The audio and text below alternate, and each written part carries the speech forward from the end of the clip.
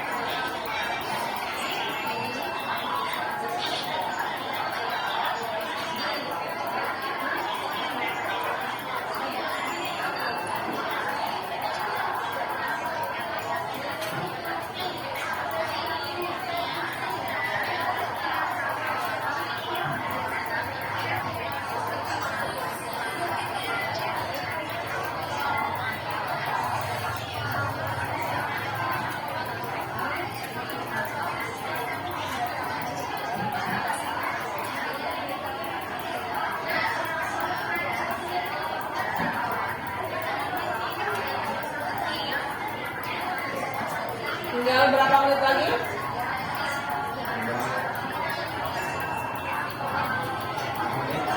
Oke, 1 menit lagi. Silakan dihabiskan. Kemudian kita mulai mendiskusikan masalah ini.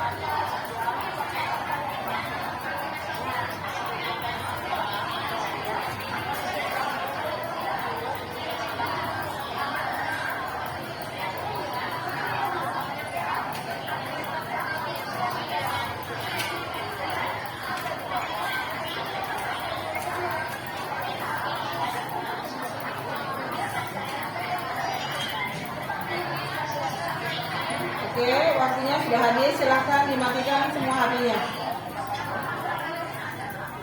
Tolong diperhatikan, dimatikan semua HP-nya. Kita fokus ke sini dulu sebentar.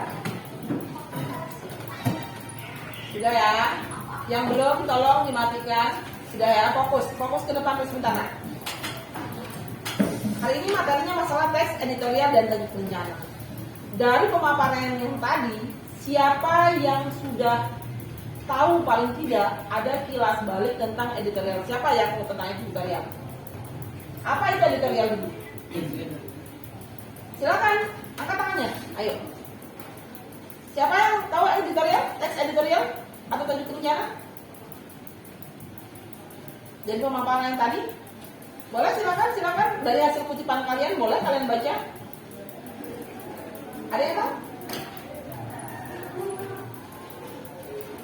Dari hasil kutipan kalian ya, silakan. Jadi teks editorial itu adalah sebuah artikel atau argumentasi dari sebuah redaktur berdasarkan pengamatan yang dibahas berdasarkan isu yang sedang aktual. Oke. Karena di dalam editorial ada dua hal yang mesti dipertimbangkan.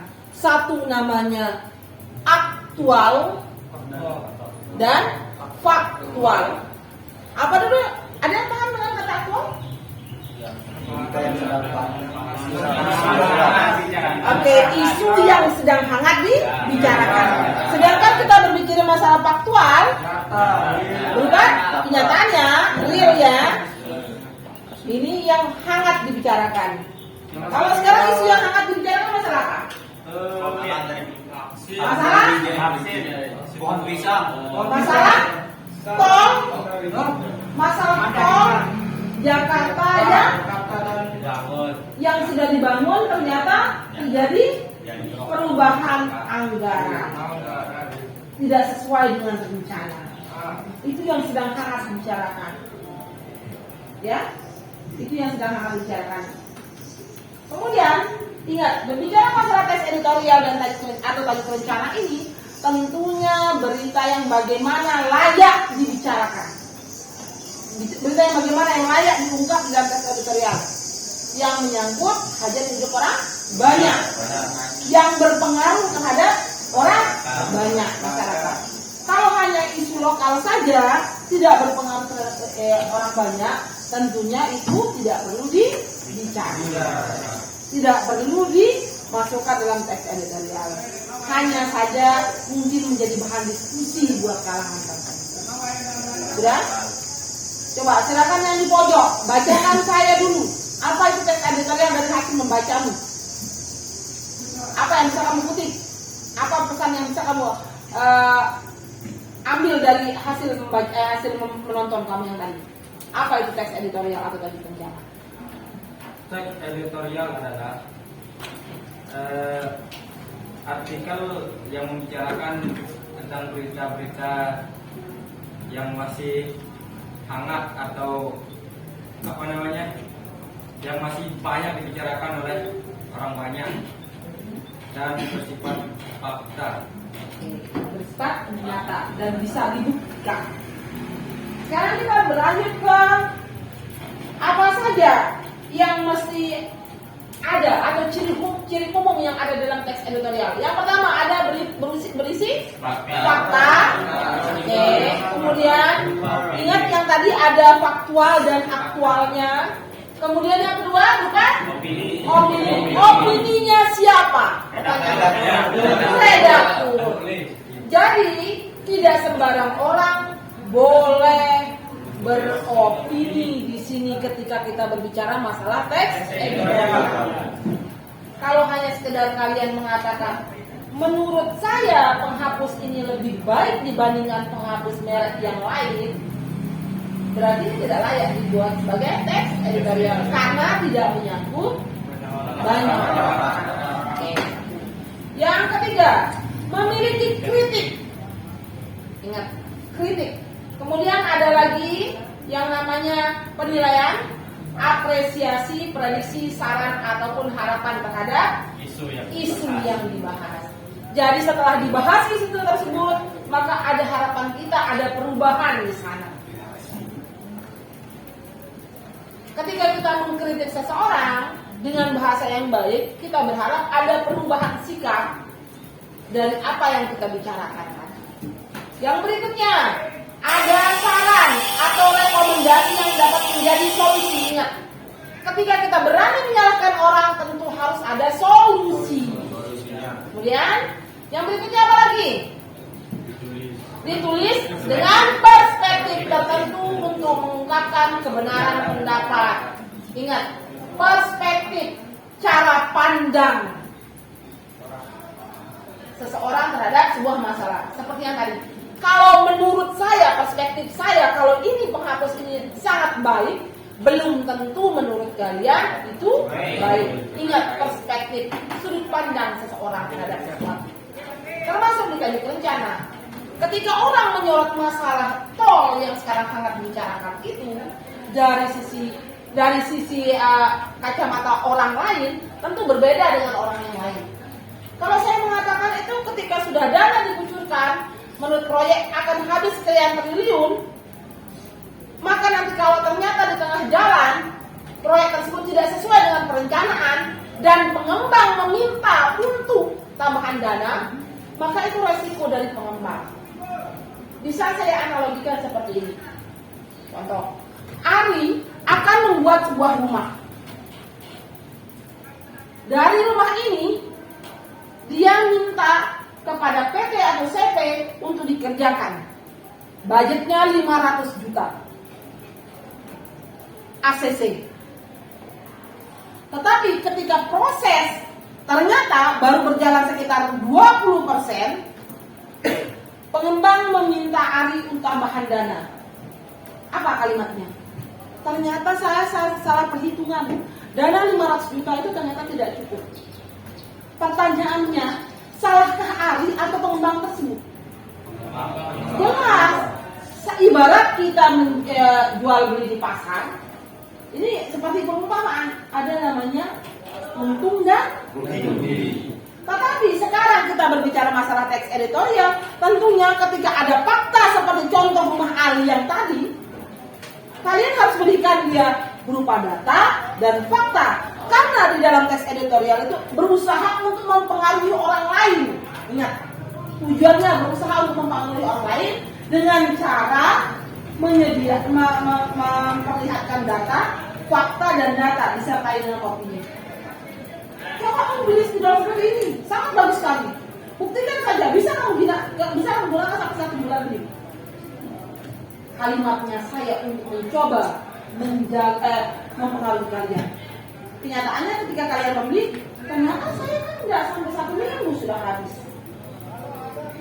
Kenapa ini yang menggunakan kok bisa sampai 1 bulan? Ya, mungkin karena saya menulis hanya sedikit saja. Tetapi kalau kalian menulis banyak, ya kan? Harus ada fakta dan data ketika berbicara masalah ini. Oke, kita lanjut. Berikutnya, biasanya berskala nasional lagi saya katakan. kalau hanya masalah sepele yang tidak berdampak terhadap orang banyak, tidak perlu kamu ungkapkan di dalam tanya wawancara atau teks editorial. Karena di dalam teks editorial atau tanya wawancara ini tidak sembarang media massa yang mengungkapkannya. Biasanya media massa yang besar. Contoh seperti mana? Kompas, apalagi Sindo. Ya. Kalau di media massa seperti TV One, ada Metro TV, CNN, ya, itu media massa yang besar dan kredibilitasnya tentu sudah tidak perlu dipertanyakan lagi. Ingat, ketika kalian membaca editorial, kalian harus cerdas memilah dan memilih apa yang disampaikan. Ingat, ada opini yang ingin disampaikan, tetapi opini dia, si pimpinan redaksi ini tentunya akan disertai oleh fakta. Ingat, sudut pandang seseorang. Ketika kita berbicara masalah sudut pandang, tentu cara kita menilai sesuatu berbeda dengan cara orang lain. Ingat, perspektif. Kalau kalian mengatakan cewek Mu'alimah cantik-cantik, belum tentu kata yang lain. Ingat, perspektif. Sudah? Sekarang kita ke bersifat sifat editorial atau tadi rencana. Yang pertama ada kata krusial. Pernah dengar kata krusial? Oke, ditulis secara berkala. Ada yang mingguan, ada yang harian, dan ada yang bulanan. Ingat, yang kedua menyikapi situasi yang berkembang di masyarakat. Ketika masalah itu berpengaruh terhadap masyarakat luas, maka itu yang layak ditampilkan di teks editorial. Kembali ke masalah tol tadi. Kenapa? Itu menjadi bahan pembicaraan. Karena berpengaruh bagi masyarakat luas. Oke, contohnya karena akan ada potongan yang dilakukan pada APBN. Dana APBN yang akan digunakan untuk membiayai kekurangan dari jalan tol yang baru. Otomatis masing-masing provinsi akan mengurangi jatahnya. Jadi resahlah dia. Oke, yang berikutnya memiliki karakter atau konsistensi yang teratur kepada para pembaca terkait sikap dari media massa yang menulis bencana. Ingat, sebagai seorang editorial, insya Allah nanti salah satu dari kalian menjadi seorang redaktur di sebuah media massa. Kamu harus bersifat objektif, jangan bersifat subjektif memandang sesuatu. Harus ketika kamu mengatakan itu baik, betul-betul baik. Ketika itu jelek, katakan jelek. Bukan karena kalian berteman, kemudian kalian membedakan. Oh ya, sekarang yang punya proyek ini adalah teman saya. Tentunya saya akan menulis dari perspektif yang baik saja, dari sudut pandang yang baik. Tidak boleh, harus balance. Ingat, kamu di sini sebagai penyeimbang. Kamu boleh bersuara tentang suatu masalah, tetapi ingat, suaramu itu harus ada fakta dan data, bukan karena hubungan emosional. Dia kan teman saya, tentu saya akan ceritakan yang baik-baik. Tidak boleh, harus seimbang. Ketika dia baik, sisi mana yang baiknya, dan ketika dia buruk, sisi mana yang buruknya. Tentu, ketika kamu berani menyalahkannya, harus ada solusi. Jangan hanya berani menyalahkan, tetapi tidak berani memberikan solusi. Ya, harus ada solusi. Yang berikutnya terkait erat dengan kebijakan media yang bersangkutan. Lagi-lagi, karena di dalam media massa ada aturan yang mesti dilakukan. Ada kode etik jurnalistik. Jangan karena hanya sentimen pribadi terhadap sebuah masalah, karena terhadap seseorang, kemudian masalah orang tersebut kita membuat dia menjadi menyudutkannya. Ingat, tidak boleh subjektif, harus objektif. Dari penjelasan ini bagaimana? Ada yang perlu ditanyakan? Oke, kalau sudah mengerti, sekarang kita kembali kepada fakta dan opini. Kalau fakta itu yang benar-benar terjadi, bisa dibuktikan ya kebenarannya. Kemudian kalau opini bisa ya dari sudut pandangan pribadi opini. Biasanya menggunakan kata apa? Menurut saya. Menurut saya Mahmud itu anak yang soleh. Menurut saya, sudut pandang saya. Ya. Kata soleh di sini ada yang mesti harus poin-poin harus yang ada, misalkan dia rajin sholat, sedekahnya luar biasa. Ada poin-poin yang dipenuhi. Ingat, ketika saya mengatakan orang tersebut soleh, bukan karena dia teman saya, bukan dia karena murid saya. Kalaupun dia itu murid saya, tapi kenyataannya seperti itu, memang harus saya katakan secara objektif. Ya, ada dua hal, ada fakta dan opini. Oke, kalau sudah, silakan dari hasil print out kalian yang tadi, buatlah, carilah yang mana termasuk fakta dan yang termasuk opini. Silakan tulis di atas kertas. Oke, saya kasih waktu. Silakan dikerjakan.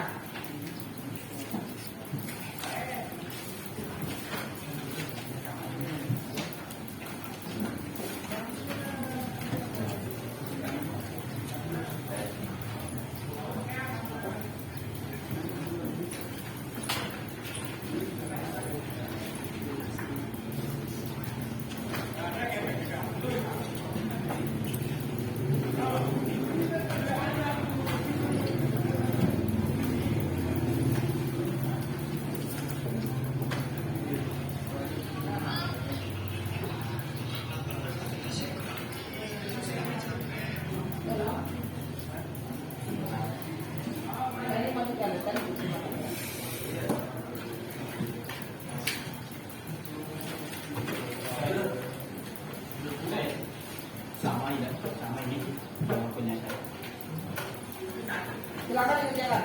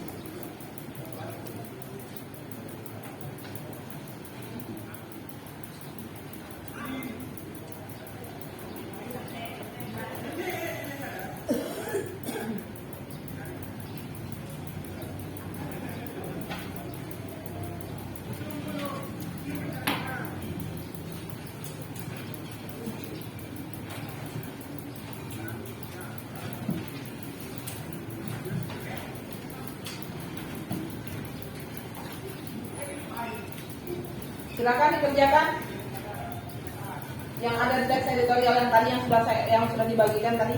Silakan cari fakta dan opininya.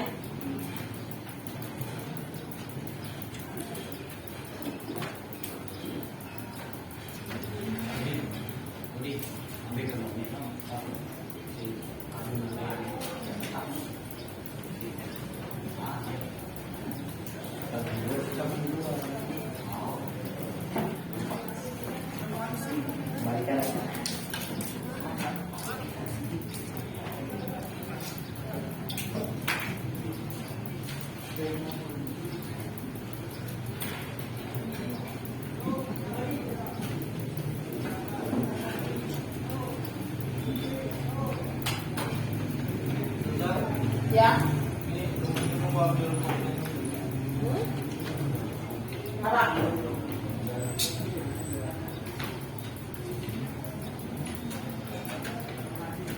Silakan dikerjakan.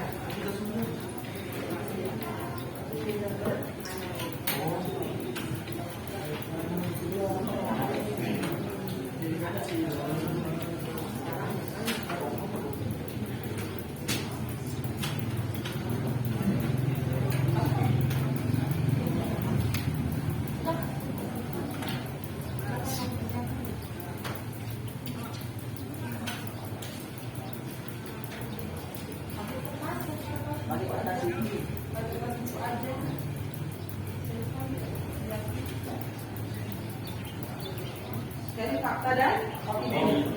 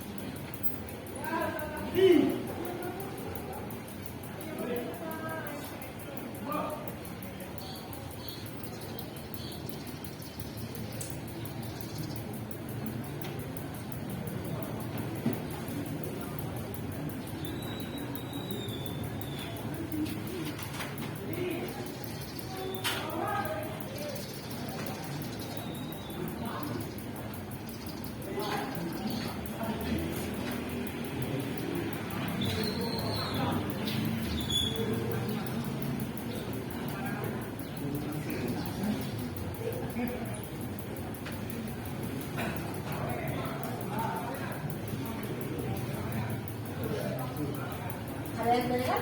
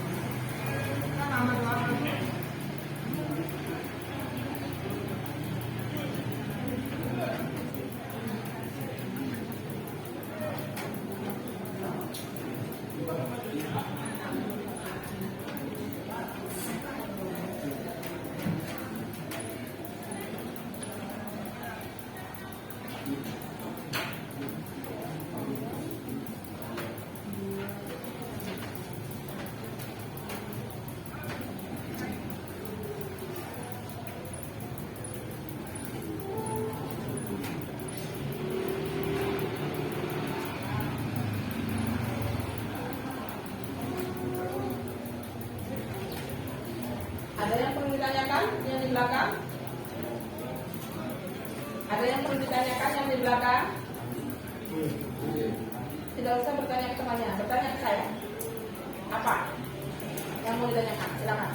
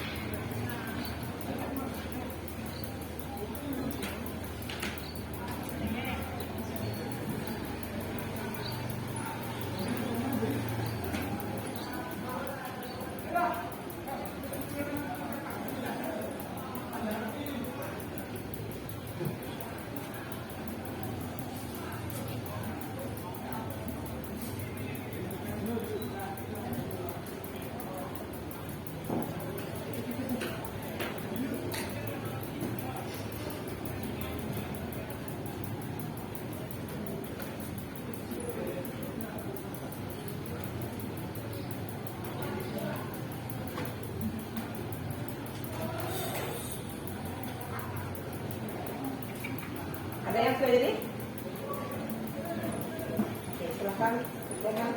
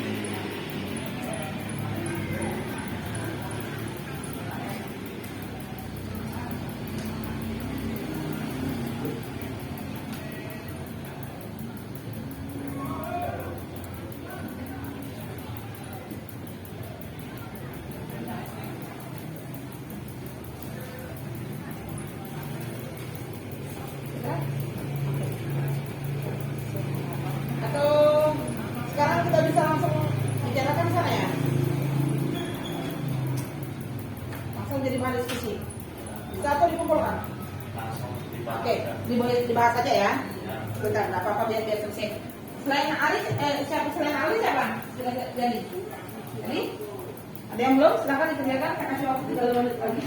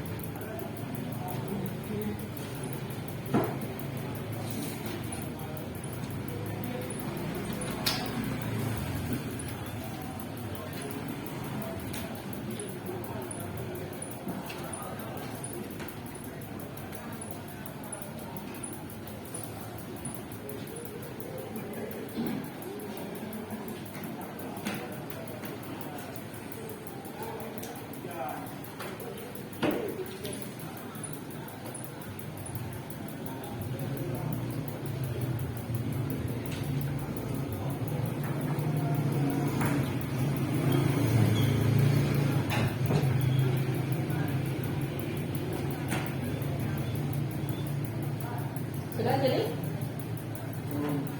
Silakan. Kalau sudah jadi kita mulai bahas dari yang pertama. Saya kasih waktu sudah 5 menit ini sudah berlalu. Silakan. Saya mulai dari Aldi, coba dari bahasan tes editorialmu yang tadi itu coba bacakan saya yang termasuk fakta. Yang lain dengarkan. Yang termasuk fakta. Jadi di sini dalam contoh teks editorial yang bertema pendidikan, ini adalah kegiatan ekstrakurikuler di sekolah. Faktanya adalah belakangan ini banyak berbagai kegiatan ekstrakurikuler yang diselenggarakan di sekolah. Selain sarana edukasi, kegiatan ekstrakurikuler juga sangat bermanfaat untuk tahap perkembangan kreativitas siswa. Kegiatan ekstrakurikuler dapat dijadikan sarana untuk menyalurkan hobi yang dimiliki pada setiap siswa. Pasti setiap siswa memiliki hobi dan kegemaran yang berbeda-beda. Oleh karena itu, sekolah memberikan banyak opsi kepada siswanya untuk memilih banyak opsi kategori ekstrakurikuler yang diminati pada siswa, mulai dari karya ilmiah remaja masjid, basket, dan lain sebagainya. Nah, kemudian dalam bagian opininya adalah sayangnya tidak semua siswa tertarik untuk mengikuti ekstrakurikuler. Sebentar. Dari kalimat fakta yang tadi itu, paham nggak kalian dengan kalimat fakta yang tadi? Berupa kenyataan. Ternyata sekolah memberikan ekstrakurikuler dengan berbagai macam jenis. Ini ya. Sekarang kita kembali ke opini. Kalau opini, berapa pendapat? Ya. Gimana kalimatnya? Sayangnya tidak semua siswa tertarik untuk mengikuti ekstrakurikuler yang diadakan oleh sekolah. Namun ada beberapa siswa yang enggan mengikuti ekstrakurikuler dengan alasan masing-masing. Salah satunya adalah rasa malas. Rasa malas itu timbul karena para siswa berpikir bahwa dengan adanya ekstrakurikuler ini dirasa kurang bermanfaat. Untuk mengikuti siswa yang malas-malasan, alangkah baiknya apabila guru diharuskan memberi nasihat dan semangat pada siswanya. Hal ini bertujuan agar siswa dapat mengasah bakat yang dimilikinya. Selain itu, agar kreativitas siswa dapat tersalurkan. Oke, tadi ada kata sayangnya. Nah, salah satu ya kata sayangnya yang di sini. Ini kata sayangnya ini mengacu berupa opini si penulis, mengatakan kalau ternyata tidak semua siswa mengikuti ekstrakurikuler tersebut karena ada beberapa hal. Ada kata yang tadi, ada katanya alasan malas. Kemudian apa lagi alasannya? Tidak bermanfaat. Itu berupa alasan. Kalaupun pada kenyataannya mereka itu melakukan hal yang sama, tentunya ada alasannya, ya kan? Nah, yang tadi alasannya apa? Malas, tidak mempunyai faedah. Sebenarnya kalau kita berbicara flashback dengan kalimat yang tadi, tentunya itu sudah benar. Coba yang lain. Saya minta yang lain. Yang lain. Bisa? Coba. Ada yang berubah fakta dan opini kalian yang sudah dianalisis? Yang di belakang coba. Kamu. Ya. Dari tes editorialnya. Ini teks editorial saya tentang upaya peningkatan pendidikan. Tentang upaya mutu pendidikan. Bagaimana caranya meningkatkan mutu pendidikan? Silakan. Yang pertama, yang fakta ini, pendidikan telah menjadi kebutuhan semua manusia dan menjadi kunci bagi kemajuan bangsa Indonesia. Itu kalimat faktanya. Itu Ya. kuncinya bahwa pendidikan bisa menjadikan kita menjadi manusia yang negara yang lebih maju. Oke, lanjut. Yang kedua, di era teknologi seperti sekarang, guru tidak satu-satunya sumber informasi dan ilmu pengetahuan. Betul. Karena ada teknologi yang bisa membantu kalian ketika kalian ingin tahu, ingin belajar lebih dalam, tidak mesti harus datang ke gurunya. Ada teknologi. Sekarang kalau kalian ingin tanya, Google apa arti teks editorial? Cukup lewat Google. Itu salah satu media yang bisa digunakan di dalam proses pembelajaran. Lanjut. Yang kedua, berisi opini. Oke, sekarang yang opininya. Contoh, kalimat opini dari wacana yang tadi. Tentu saja kita sadar bahwa dengan pendidikan yang berkualitas, kesempatan sejajar dengan bangsa lain yang sudah lebih maju lebih kian besar. Tapi nyatanya kualitas pendidikan di negara ini tidak sebagus negara lain. Oke, tadi kalau pendidikan kita itu lebih baik, paling tidak kita bisa sejajar dengan negara lain, negara maju. Negara kita termasuk negara berkembang, ya, negara berkembang ya. Kemudian ketika pendidikan ini dipercepat, ditingkatkan kualitasnya, tentunya kita bisa bersaing dengan negara maju. Tapi kenyataannya apa sekarang? Apalagi ada pandemi seperti ini, sudah mulai di online kan. Kita bersyukur hari ini kita masuk kita sudah mulai dalam proses pembelajaran seperti ini. Saya minta di belakang, coba bacakan saya hasilnya. Fakta dan opini dari hasil apa ya? Di sini saya akan membacakan tentang pentingnya pendidikan di masa depan. Jadi faktanya di sini adalah pendidikan memang sangatlah penting untuk kehidupan di masa yang akan datang. Selain kebutuhan sandang, papan dan pangan, setiap orang harusnya memiliki pendidikan yang dijamin. Hal ini karena dengan adanya pendidikan tersebut setiap orang pasti memiliki pola pikir dan ilmu yang cukup untuk mempengaruhi indeks kemajuan suatu negara. Jadi itu faktanya. Berupa faktanya ya. Ya. Sementara opininya yang bagaimana? Secara opininya adalah, tapi nyatanya pendidikan yang ada di Indonesia masih tergolong jauh rendah bila dibandingkan dengan negara maju lainnya. Kualitas dalam pendidikan di Indonesia seharusnya lebih ditingkatkan lagi supaya Indonesia bisa sejajar dengan negara-negara maju lainnya. Betul. Ketika pendidikan di Indonesia ditingkatkan, kemudian berpengaruh terhadap cara hidup orang banyak. Sehingga dapat mencetak bibit-bibit unggul yang bisa bersaing dengan negara-negara maju lainnya. Sekarang saya kasih contoh lebih konkret. Kita banyak menjadi TKI maupun TKW. Mereka memiliki pendidikan yang rendah sehingga mereka hanya bekerja sebagai PRT, pembantu rumah tangga atau bekerja di ladang. Jarang sekali, kalaupun ada, jarang sekali yang bisa bekerja di tempat yang lebih baik, yang lain. Misalkan di perusahaan, misalkan di tempat perkantoran, kalaupun di perusahaan dia menjabatnya lebih tinggi. Coba bandingkan dengan negara-negara maju.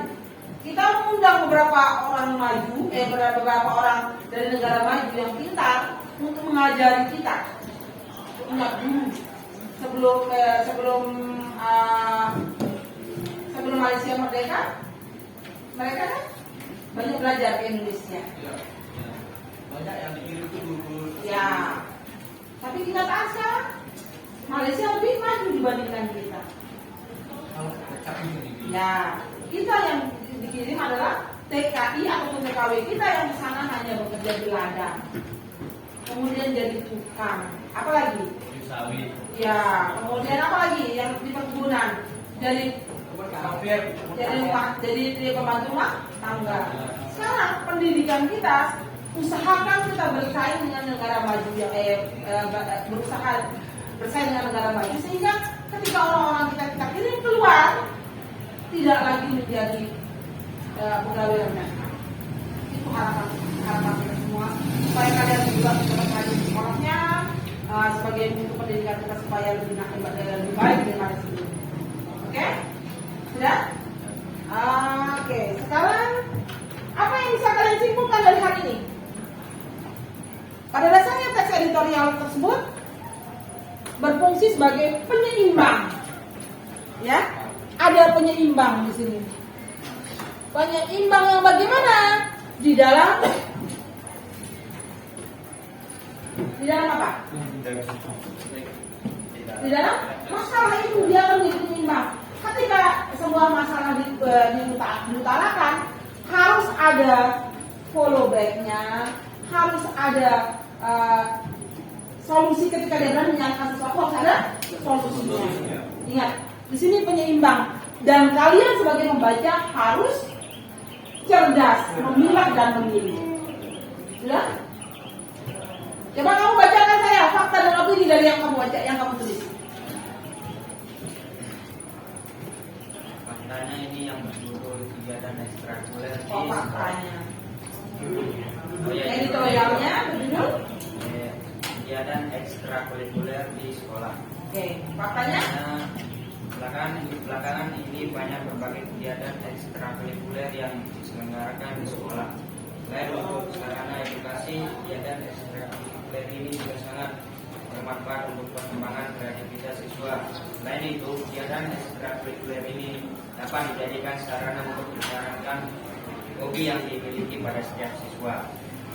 Dan yang opininya, pasti setiap siswa memiliki hobi dan kegemaran yang berbeda-beda. Oleh karena itu, sekolah memberikan banyak opsi kepada siswa untuk memilih kategori ekstrakurikuler yang diminati para siswa, mulai dari karya ilmiah remaja masjid, basket, dan lain sebagainya. Oke, itu merupakan faktanya. Jadinya diberikan variasi di dalam sekolah itu untuk menarik minat dari siswanya.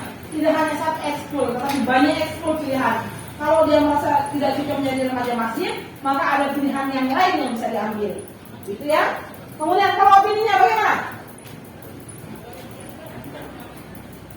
Yang tadi opininya, bisa kamu tarik benang merahnya dari opini yang tadi? Belakangan ini banyak berbagai kegiatan ekstrakurikuler yang diselenggarakan di sekolah, tapi dari sekian banyak ekstrakurikuler itu belum tentu ada sesuai. Tadi ada kata tapi belum tentu. Itu berupa opini. Bisa saja sudut pandang si penulis itu mengatakan belum tentu, tetapi kenyataannya banyak yang meminati. Ingat, perspektif, sudut pandang, cara orang menilai, sebuah masalah. Paham? Paham? Oke, silakan dikumpulkan tugasnya, taruh di atas meja.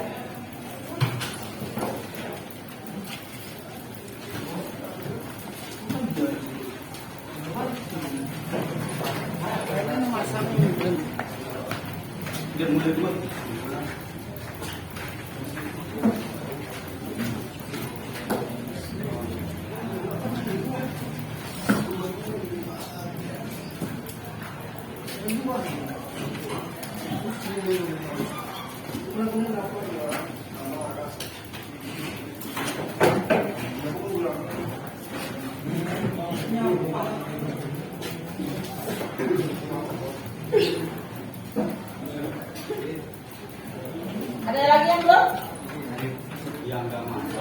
Silakan. Yang di belakang yang belum? Masa dulu. Oke, silakan. Kalau yang belum silakan dikumpulkan. Yang di belakang? Ya. Silakan dulu. Sekarang kita tarik kesimpulannya. Apa yang bisa kamu simpulkan dari teks editorial? Sebagai penyeimbang. Saya sebagai penyeimbang masalah. Siapa lagi? Supaya mengetahui fakta dan opininya. Fakta opininya. Apa lagi? Apa lagi? Mengetahui perspektif redaktur. Oh, perspektif redaktur. Kemudian? Supaya masalah itu bisa terus dan menyelesaikan solusi. Oke, ketika ada masalah harus ada solusi. Ini juga sangat berpengaruh terhadap kalian. Artinya, ketika kalian punya masalah ada solusinya. Jangan hanya pandai menyalahkan seseorang, tetapi tidak tahu solusinya. Terima kasih untuk pertemuan hari ini. Dan pertemuan hari ini semoga kita bisa bertemu dalam minggu depan. Insyaallah nanti kalau ada pertanyaan bisa kalian tulis pada pertemuan berikutnya. Kemudian menjadi bahan buat kita diskusi kembali ya. Terima kasih untuk hari ini. Assalamualaikum warahmatullahi wabarakatuh.